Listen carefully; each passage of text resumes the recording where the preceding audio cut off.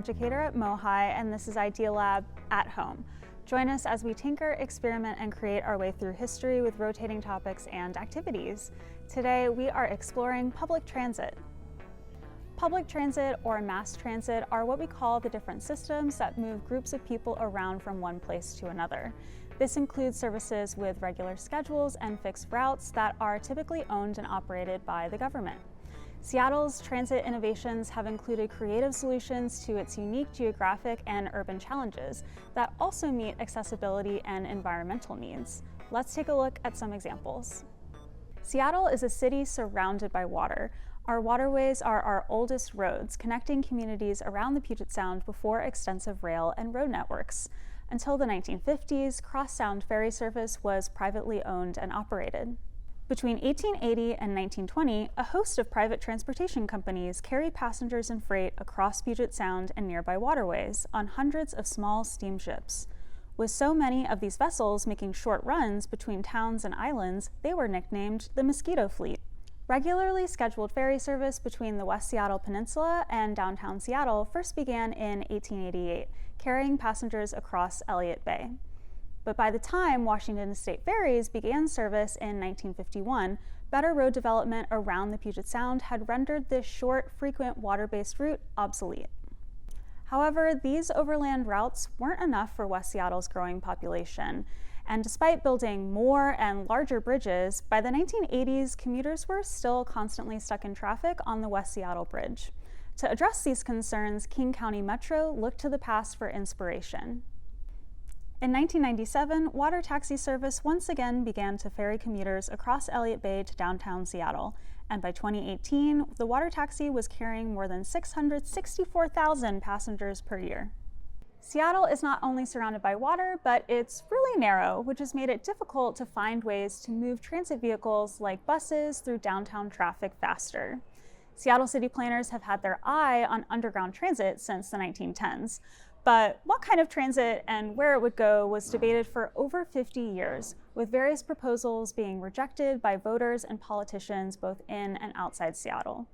In the 1980s, a proposal was finally approved for an underground bus tunnel under 3rd Avenue.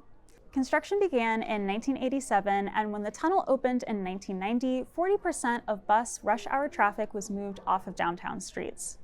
When a new tunnel opened for Highway 99 in 2019, buses were able to move back above ground, and now the original bus tunnel is exclusively used for light rail service.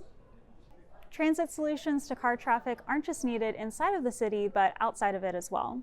The section of Interstate 90 between Seattle and Snoqualmie Pass is an incredibly popular hiking destination, with hundreds of trailheads within an hour of the city. But the combination of high car usage and limited trailhead parking leads to unsafely and illegally parked cars on the side of the road. In 2016, King County Metro put together a working group to brainstorm a solution, and they came up with the idea of a short bus loop that would pick up hikers at transit centers in the Issaquah Highlands and drop them off at popular trailheads.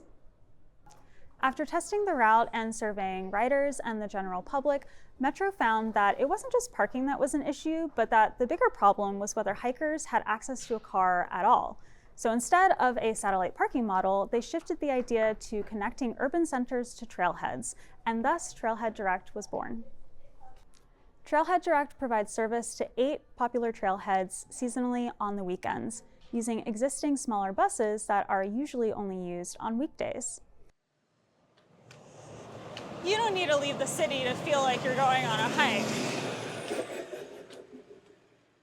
Seattle is covered in hills carved by glaciers thousands of years ago, and some of these hills are really steep. But the city used to be even hillier before several regrading projects in the late 1880s to early 1920s.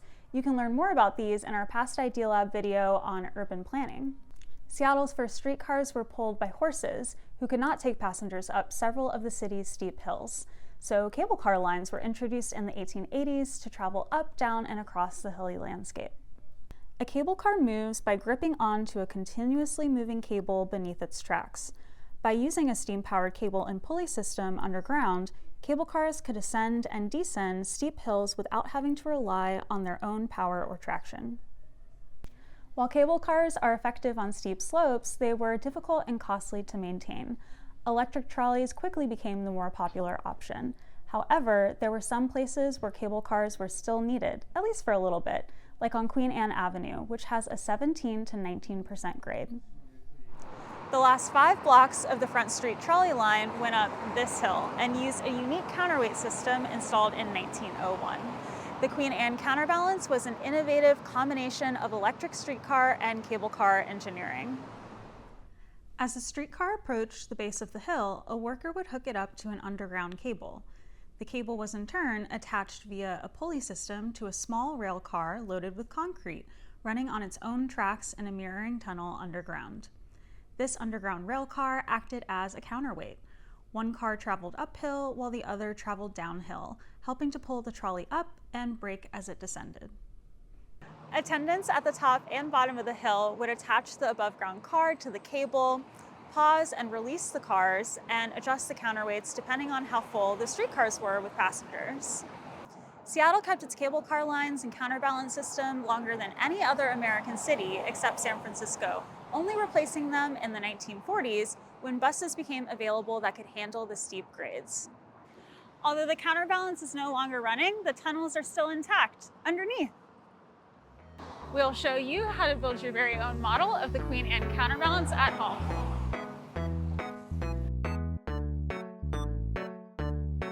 For this activity, we're going to be using a variety of recyclable materials and found objects.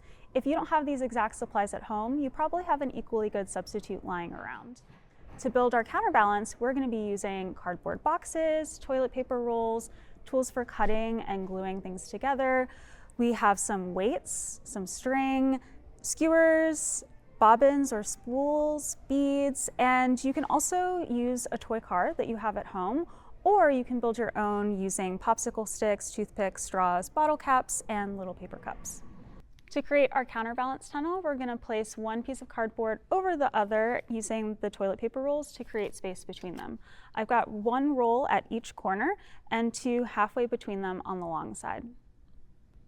You'll need 2 matching wheeled containers for your streetcar and counterbalance. You can use something like a toy truck that already has wheels and can carry weight, or you can attach a cup to a toy car, or you can build your own. To make ours, we built a frame out of popsicle sticks by gluing them together in a triangle. And then we've got 2 sets of wheels. Our wheels are bottle caps and our axles are toothpicks. And then they're free spinning inside of little pieces of plastic straw. And we've glued 1 set of wheels to the front and 1 to the back. And then we've just glued a little Dixie cup on top. What's going to make these work together is a pulley. A pulley is a wheel with a groove that you loop a rope or cable over to help you lift things. Using one pulley changes the direction of motion and allows you to lift a load by pulling down. We're going to have one pulley at the top that's going to help us change the direction of motion, and then our pulley at the bottom is going to serve as a guide to keep our cable low to the ground. We want our pulley to freely spin, but we also want it to stay in relatively the same place. So we're going to use pony beads as spacers. Then we're going to install our pulley in a cardboard bracket that we attach to the top edge of our ramp. Our bottom bracket should leave the space above the pulley open so that the cable can reach it. Now let's put it all together. We're going to put 1 car on top to be our streetcar and 1 car underneath to serve as our counterbalance. And our first step is to tie our cable onto the front of our streetcar. Next, we're going to thread our cable through our top bracket, over the top pulley, and under our bottom pulley.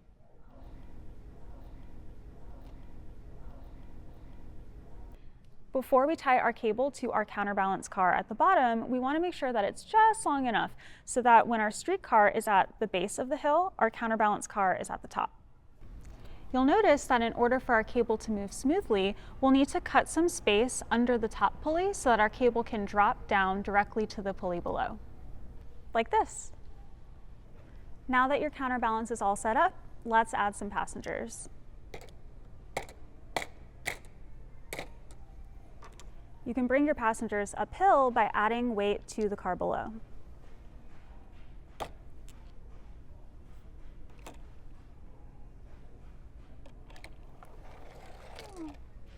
And you can bring your passengers downhill by removing counterweights.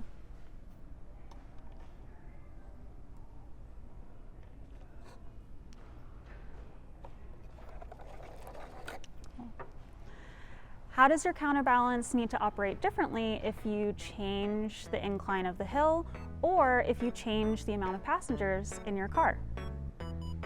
You can locate the activity instructions below or on our website at mohai.org/education. You can also explore Seattle's transit history with our online collection at mohai.org/collections. Thanks for watching.